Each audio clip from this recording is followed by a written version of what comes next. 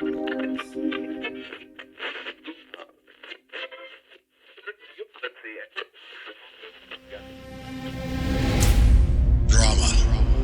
an oral experience.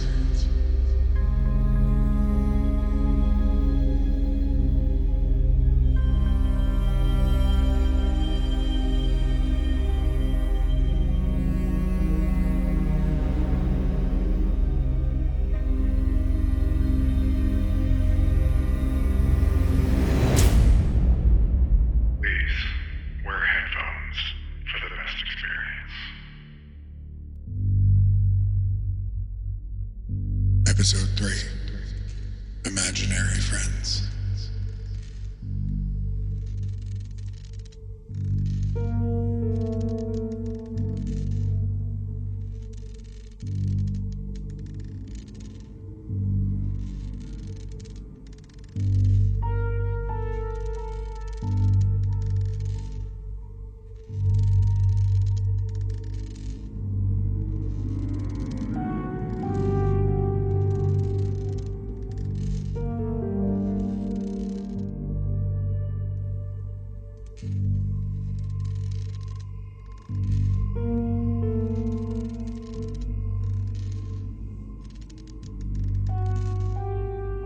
Did you ever have an imaginary friend when you were a kid?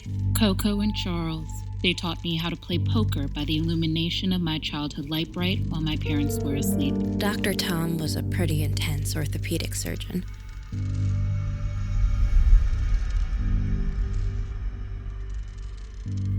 He came on my 5th birthday and stayed until I was 6. Every night when the lights went out, he'd show up and unroll elaborate pictures of the human body and give me lectures on anatomy and physiology. I was inquisitive at first, and this pissed him off. He was always firm with me, told me if I got too loud, had too many questions, or didn't remember what he taught me the night before, he would make it so I wouldn't wake up. Most toddlers can't even tie their shoes, and here I was every night learning the skeletal, integumentary, muscular, nervous, sensory, endocrine, cardiovascular, lymphatic, respiratory, digestive, urinary, and reproductive systems. And this was just the first semester of his lecture, he'd always say. Mine came to me in the daytime. I grew up in the Midwest in the 80s, when parents used to let their kids climb trees, swim in rivers, chase fireflies, get stung by bees, and go insane in the wilderness. There was a huge forest just behind my mom's house, where I'd go to pick wildflowers when I was a little girl. One day, I met Meredith, who said she was 6, just like me. Meredith had freckles and strawberry blonde hair and looked like a real-life strawberry shortcake. Coco wore a beret, and she and Charles used to chain smoke. Charles smoked Camels, and Coco swore by clove cigarettes out of a long cigarette holder. She told me she was a modern-day Zelda Fitzgerald and could always keep up with the boys. Dr. Tom taught me about anatomical organization. If I didn't remember the definition of a term verbatim, he threatened to execute my mom and dad. That's what he used to say. Meredith and I could count spots on ladybugs, hunt for 4-leaved clovers, and chase butterflies. Most children learn about their bodies by singing head, shoulders, knees and toes, knees and toes. I was busy sweating over the difference between the sciatic, femoral, and lumbar nerves. Charles and Coco wanted to train me to be the greatest poker player in the whole world. They gave me the history of the greatest poker players: Stu Ungar, Chip Reese, Johnny Moss, and Doyle Brunson, the godfather of poker. Coco decided I was destined to become greater than any of these men. It was time a woman showed these boys how it was done. My dad was out of the picture, and my mother was a workaholic back in those days. We had a little help from the state, but she worked long hours, and I was pretty much on my own every summer. Mom and Dad were really involved with my upbringing. They watched me like a hawk, making sure I became the perfect little girl they always dreamed of having. My parents didn't understand why I looked like I had been hit by a bus every morning. I was the only kid they knew who actually enjoyed taking naps. She became curious whenever I brought up Meredith at the dinner table. What do her parents do? Had I been over to her house? Normal girls play with dolls and stuffed animals. I was obsessed with cards. Mom and Dad didn't understand this. The Barbie dream house I got for Christmas was covered in dust. My Little Ponies tucked neatly in shoe boxes for safekeeping. Cabbage Patch dolls all lined up on the windowsill. One night, I didn't remember exactly where the tensor fascia lata muscle was, and I thought Dr. Tom was going to give me a lobotomy. When I asked Meredith where she lived, she ignored me at first. But then I became persistent and told her my mom wanted to meet her. She looked down, and when she looked up, her eyes were dark, and she told me to drop it. Why couldn't we just have fun and play without bringing our parents into it? Especially since my mom cared more about working than taking care of me. She said that she was sent to play with me because my mom wasn't there to look after me. This didn't make sense, and I told her she hurt my feelings. The second I said that, she reached out her arms and pushed me. But instead of falling down, it was as if someone picked me up and flung me across the field. I looked down and my legs and arms were all scraped up. And I turned around and started running, and I cried all the way home. Coco and Charles started pushing and pushing me, drilling me on strategy and how I should be more careful with body language and physical awareness. They go over everything I ate each day. They wanted me to grow into a bombshell so I could walk into any casino and trick people into giving me what I deserved. My parents took me to a sleep specialist because they didn't understand why I wanted to take so many naps. When I got home, my mom was getting back from work, and I jumped into her arms and told her what happened. She looked down, and when she saw my cuts and scrapes, she almost lost her mind. She forbid me from leaving the house and going to see Meredith. One night, in the middle of our card game, my mom barged in my room. The second the light went on, Coco and Charles vanished.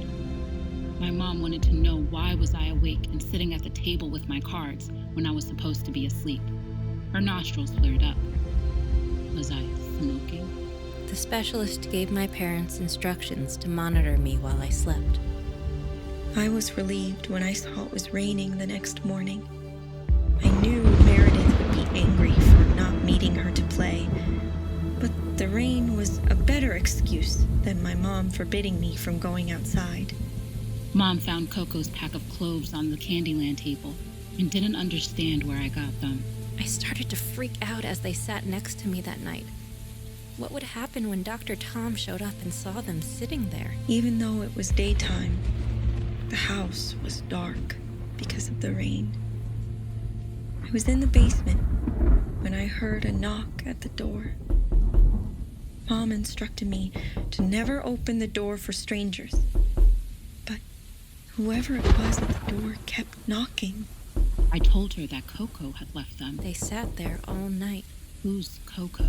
I tossed and turned, pretending to be asleep. "Sweetie," my mom asked, "what's wrong?" "He's going to be mad at me. He's going to give me a lobotomy if I don't pay attention." "Who?" Mom wanted to know. Who are you talking about? Dr. Tom. Coco. Charles.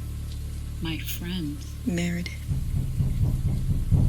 It was Meredith at the door. I knew it was. The knocking kept going. Knock, knock, knock. And then I'd wait and hear nothing but the rain.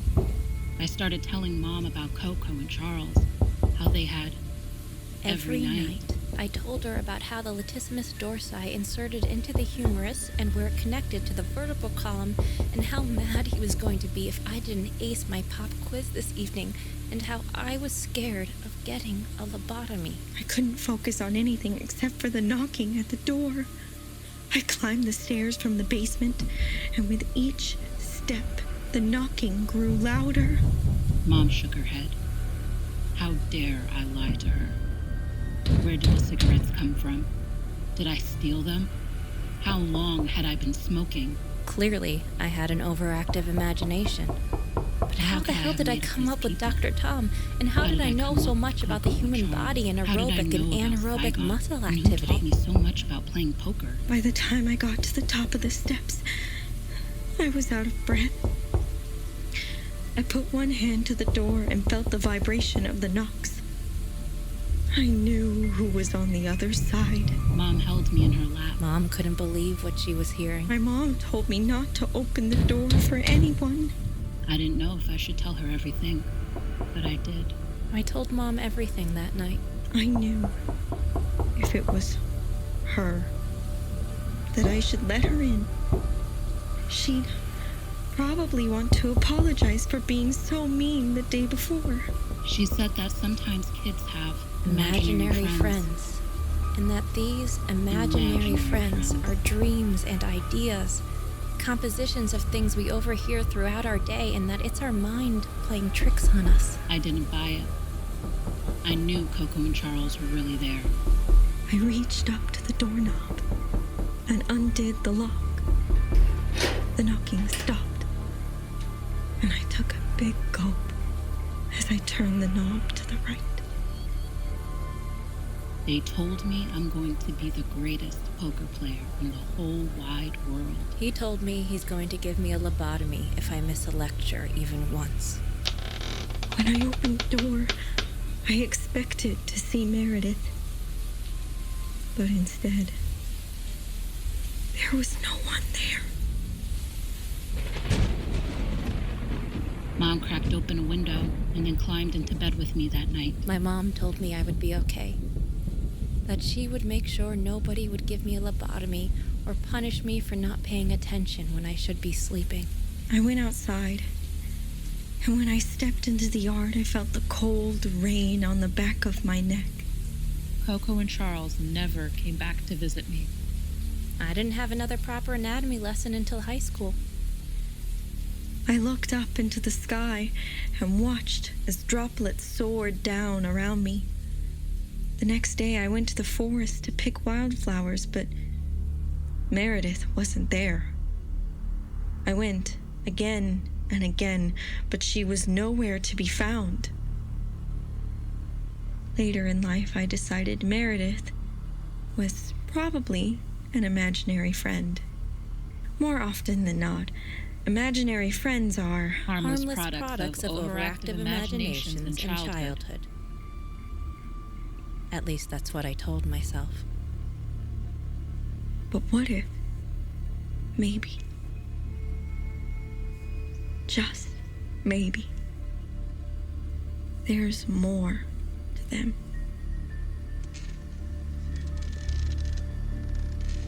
He seems so tangible.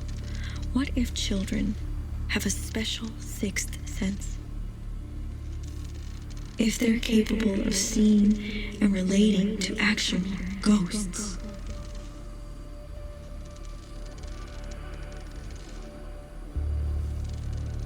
Wouldn't that be something?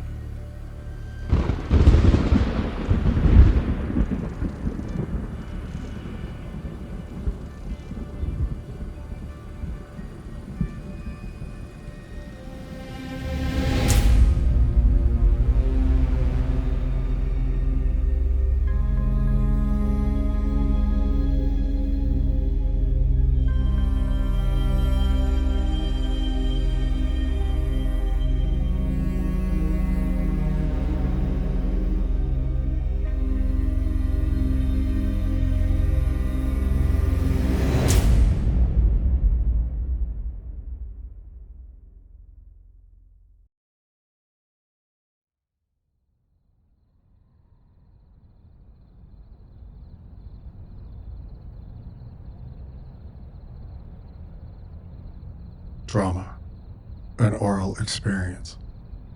Episode 3, featuring Dara Kramer, Caturah Brown, and Samantha Lacey Johnson. Written by Jeffrey James Keyes. Music by Manuel Pelayo and Giancarlo Bonfanti. Marketing Director Madeline Corcoran. Associate Producer Matthew Solomon. Directed and executive produced by Aaron Salazar. Presented to you ad-free by AKS Immersive. New episodes bi-weekly. Click to listen. Presented by AKS Immersive. Please like, subscribe, connect, and review. Thank you.